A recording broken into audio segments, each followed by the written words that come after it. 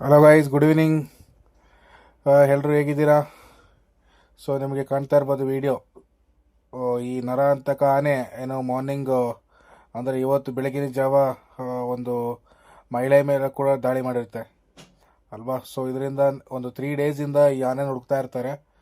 ಹಾಗೆ ಇದು ಅಲ್ಲದೆ ಇನ್ನೂ ಒಂದು 2 ಆನೆಗಳನ್ನ ನಮ್ಮ ಅರಣ್ಯ ಅಧಿಕಾರಿಗಳು, ಅರಣ್ಯ ಸಿಬ್ಬಂದಿಯವರೆಲ್ಲ ಗೆಸ್ ಮಾಡಿ ಇಟ್ಟಿರ್ತಾರೆ.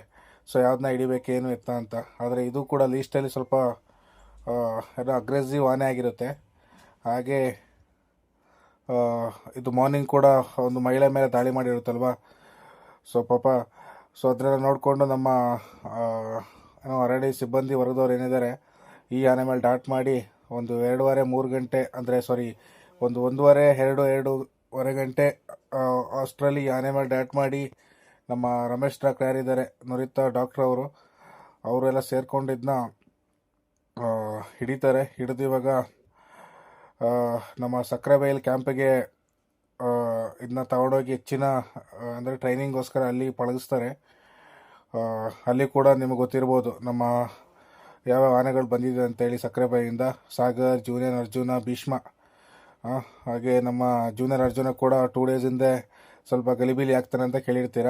ಕಾಮನ್ ಅಲ್ವಾ. ಸಣ್ಣ ವಯಸ್ಸಲ್ಲಿ ಮದ ಬಂದಿರೋ ಆನೆ ಅಪೋಸಿಟ್ ಸಿಕ್ಕಿದಾಗ ಎಲ್ಲ ಎದುರ್ಕೊಳ್ಳೋದೆ. ಇನ್ನೂ ಒಂದು ವಯಸ್ಸಿದೆ, ಮುಂದೆ ಚೆನ್ನಾಗಿ ಇಂಥ ಕ್ಯಾಪ್ಚರಿಂಗ್ ಎಲ್ಲ ಬಳಸ್ಕೋತಾ ಇದ್ದಾರೆ. ಎಕ್ಸ್ಪೀರಿಯೆನ್ಸ್ ಆಗಿ ನಮ್ಮ ಮುಂದೆ ಒಳ್ಳೆ ಕುಮ್ಕಿ ಆನೆ ಆಗ್ತಾನೆ. ಹಾಗೆ ನಮ್ಮ ನೆಕ್ಸ್ಟ್ ಬಳ್ಳೆಯಿಂದ ಮಹೇಂದ್ರ ಬಂದಿದ್ದಾನೆ. ಹಾಗೆ ನಮ್ಮ ಮತ್ತಿಗೋಡು ಕ್ಯಾಂಪಿಂದ ಶ್ರೀಕಂಠ ಹಾಗೂ ಭೀಮ ಬಂದಿರ್ತಾನೆ. ಸೊ ಹಾಗೆ ನಮ್ಮ ದುಬಾರೆ ಕ್ಯಾಂಪಿಂದ